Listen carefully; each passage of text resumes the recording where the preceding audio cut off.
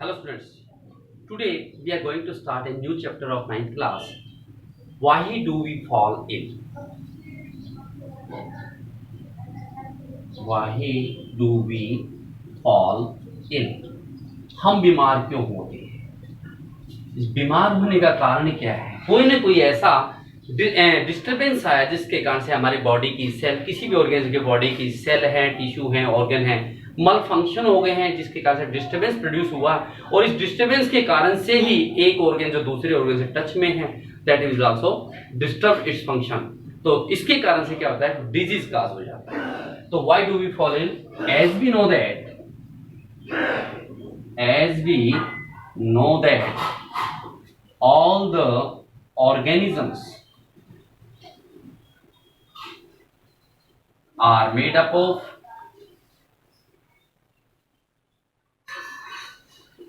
Cell. जितने भी organism सभी किससे बने हैं? सेल से। वेदर दे आर यूनिसेलुलर और multicellular. The cell is made up of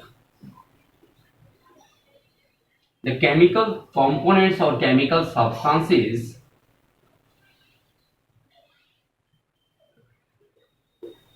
protein, lipid, carbohydrate और fat.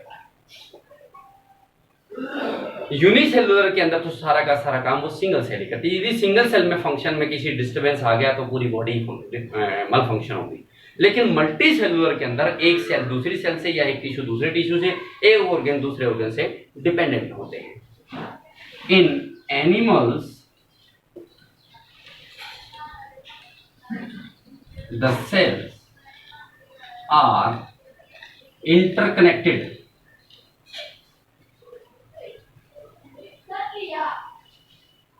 with other or same tissue और organ। जिस प्रकार से एनिमल्स के अंदर मल्टी सेलुलर ऑर्गेन्स में एक सेल दूसरी सेल से इंटरकनेक्टेड है, सेम टिश्यू भी इसी प्रकार से इंटरकनेक्टेड है और ऑर्गेन्स भी कनेक्टेड। फॉर एग्जांपल हम कह सकते हैं हार्ट का काम क्या है? बीटिंग करना। लंग्स का काम क्या है? ब्रीथिंग करना। किडनी का काम क्या है? Filter the urine. यदि किडनी के फिल्ट्रेशन में किसी प्रकार का डिस्टरबेंस आता है तो ब्रेन जो थिंकिंग करना, यानी ब्रेन का काम थिंकिंग करना, तो ब्रेन जो थिंकिंग करता है that is not able to proper thinking. क्यों? एक ऑर्गन दूसरे से, एक शरीर के अंदर एक ऑर्गन काम नहीं करा तो उसके कारण से थिंकिंग पावर भी लॉस होगी। हार्ट बीट में कहीं का डिस्टरबेंस आ गया, रिस्पिरेशन में कहीं का डिस्टरबेंस आ गया, इसका मतलब एक ऑर्गन दूसरे ऑर्गन से कनेक्टेड है। For example heart is beating. Heart का काम क्या है? बीट करना, धड़कना। Lungs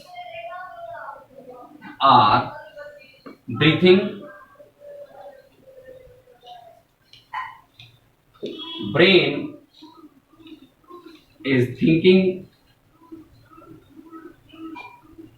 and kidneys are used to filter the urine. If kidney is not proper filter the blood कह सकते हैं, यूरिन कह सकते हैं, then this bad effect may fall, यानी किडनी का जो बैड इफेक्ट है may fall on other organs, may fall on other organs such as the brain is not able to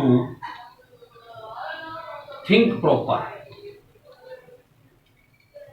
और इसी प्रकार से ये एक दूसरे से इंटरकनेक्टेड है। यदि किसी प्रकार किसी ऑर्गन के अंदर, किसी टिश्यू में किसी प्रकार का मल फंक्शन आ जाता है, दूसरे ऑर्गन को दूसरे टिश्यू को जाकर के डिस्टर्ब कर देता है, इसी कारण से हमें क्या हो जाता है? डिजीज हो जाता है। उसके बाद आता है व्हाट इज गुड हेल्थ, क्योंकि चैप्टर हमारा why do we fall in, हमारी हेल्थ किसे कहते हैं, और हेल्थ में यदि किसी प्रकार की डिस्टर्बेंस आ जाती है तो हम क्या कहते हैं, डिजीज। तो what is health, what is health और ए गुड हेल्थ। इस हेल्थ और गुड हेल्थ को एक ऑर्गेनाइजेशन है वर्ल्ड का जिसको कहते हैं WHO, वर्ल्ड हेल्थ ऑर्गेनाइजेशन, जो पूरे विश्व का स्वास्थ्य संगठन का काम करता है। What is health, according to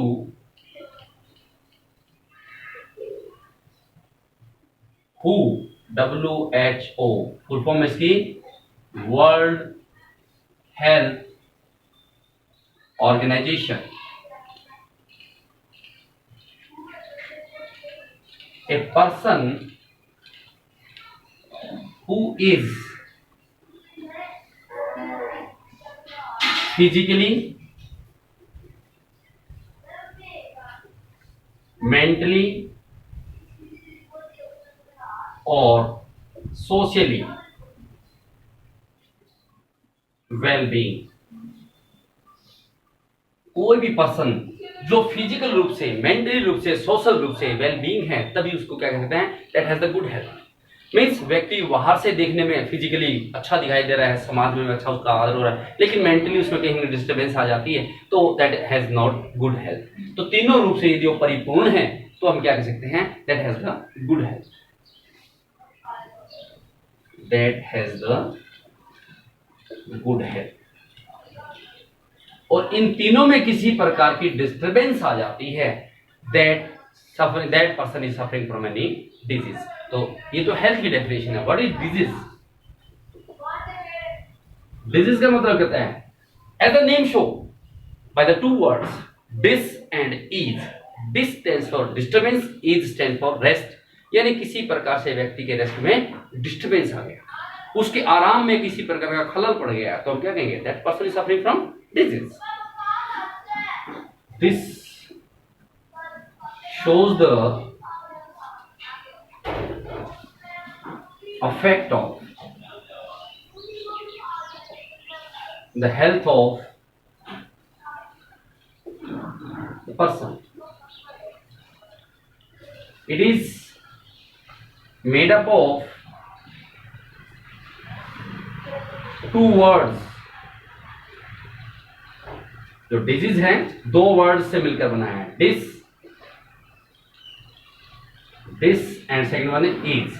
dish stands for disturbance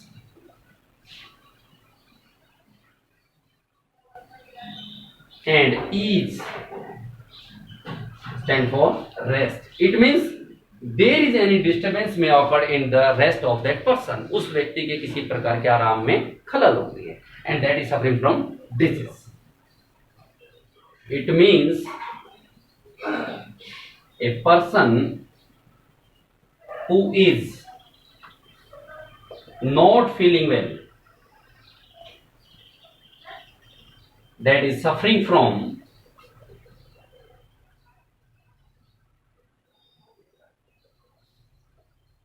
disease. Not feeling well, that is suffering from disease. Not feeling well में किसमें, मेंटली है, फिजिकली है, सोशली है, अच्छी प्रकार से फिजिकली शो हो रहा हो, मेंटली भी अच्छा है, लेकिन समाज में उसकी किसी प्रकार का आदर नहीं होता है, that is also suffering from disease. तो इसको हम कह सकते हैं disease. There are two types of disease on the basis of time. Time period के बेस पे डिजीज होते हैं, दो प्रकार के होते हैं। दो कौन कौन से, acute disease and chronic disease. Types of disease, types of disease on the basis of time period। कौन कौन से, acute disease,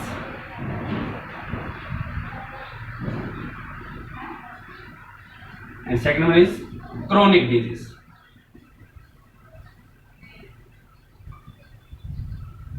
What are acute disease? The disease which remains in a person for a few times, for a few days भी कह सकते हैं, 1 or 2 days भी कह सकते हैं।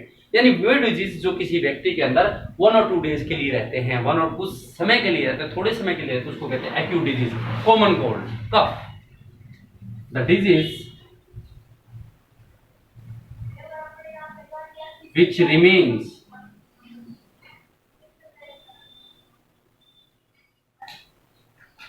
for short period of time,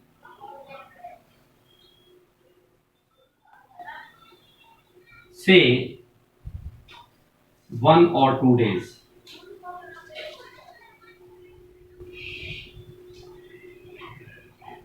Those are called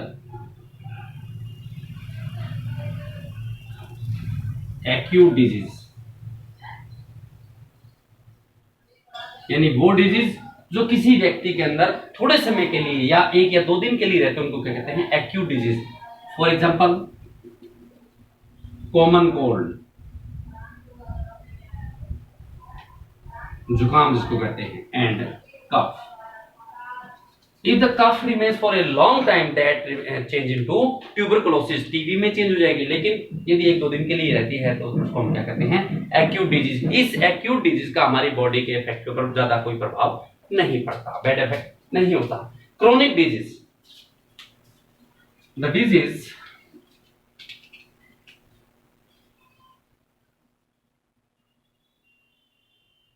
which remains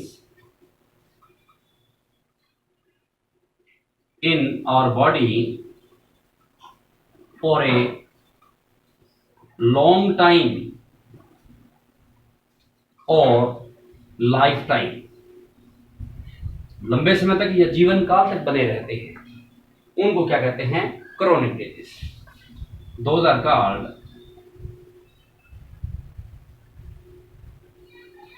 chronic disease.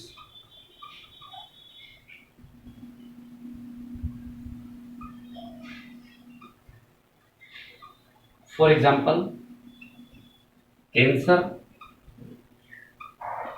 AIDS and elephantiasis. Elephantiasis, जिसमें व्यक्ति का पांव जो था हाथी जितना हो जाता है, जेनिटल ऑर्गन्स भी एंड लेग्स भी. एड्स, एक्वायर्ड इम्यूनोडेफिशिएंसी सिंड्रोम, जो आगे जाके एक्सप्लेन करेंगे. कैंसर, इन डिजीज, ये डिजीज हमारे किसी व्यक्ति के अंदर लॉन्ग टाइम भी रह सकते हैं, लाइफ टाइम भी रह सकते हैं, और इनका बॉडी के ऊपर बैड इफेक्ट पड़ता है. Then next is how many types of disease on spread, यानी वन पर्सन से अनदर पर्सन के अंदर कुछ डिजीज ऐसे होते हैं जो फैल जाते हैं. तो स्प्रेडिंग के बेस पे डिजीज कितने प्रकार के? 2 टाइप्स के वो भी. ये थे on the basis of time period. अब आते हैं how many types of disease on the basis of spreading.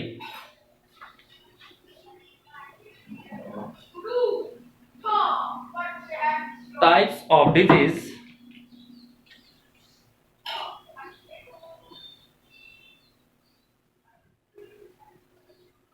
on the basis of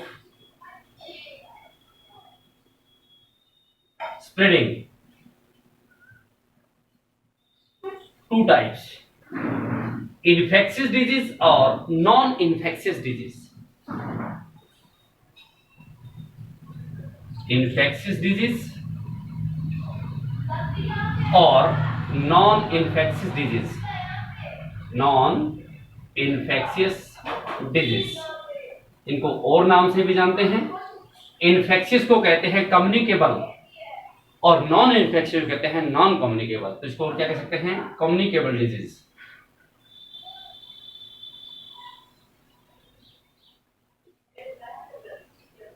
communicable disease, तो इसको क्या कहेंगे? Non communicable.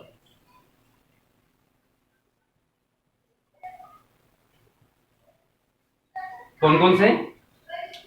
कम्युनिकेबल डिजीज या इन्फेक्शियस डिजीज वो होते हैं जो एक पर्सन से दूसरे पर्सन के द्वारा हैंडशेक करने से यानी डायरेक्टली स्प्रेड हो जाते हैं. Those are called infectious disease. The disease which spread from an affected person, यानी जो व्यक्ति पहले अफेक्टेड है, to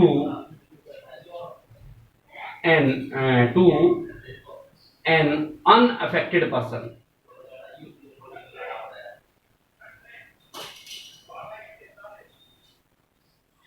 डायरेक्टली, यानी एक हेल्दी पर्सन के अंदर, यहां पर टू हेल्दी पर्सन भी कह सकते हैं, वो डिजीज जो किसी अफेक्टेड पर्सन से हेल्दी पर्सन में डायरेक्टली स्प्रेड आउट हो जाते हैं, उनको कहते हैं इन्फेक्शियस डिजीज और communicable disease, common cold. For example common cold जो डायरेक्टली स्प्रेड आउट हो जाते हैं हैंडशेक करने से, उसके पेन यूज करने से, नोटबुक यूज करने से, कपड़े जो क्लॉथ्स हैं वो यूज करने से, तो ये डिजीज एक दूसरे से डायरेक्टली स्प्रेड आउट हो जाते हैं affected person to a healthy person, उसको कहते हैं इन्फेक्शियस और कम्युनिकेबल। दूसरे, the disease which do not spread from an affected person to a healthy person directly, जो डायरेक्टली नहीं, अदर सेक्सुअल कॉन्टेक्ट वो एक अलग मैटर होता है, अदर डायरेक्टली ना फैले, हैंडशेक करने से ना फैले, इस प्रकार डिजीज को कहते हैं नॉन इन्फेक्शियस और non communicable disease. The disease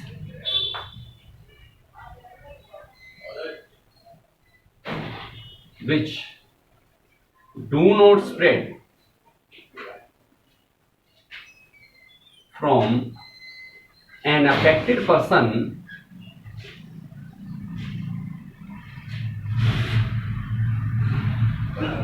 to the healthy person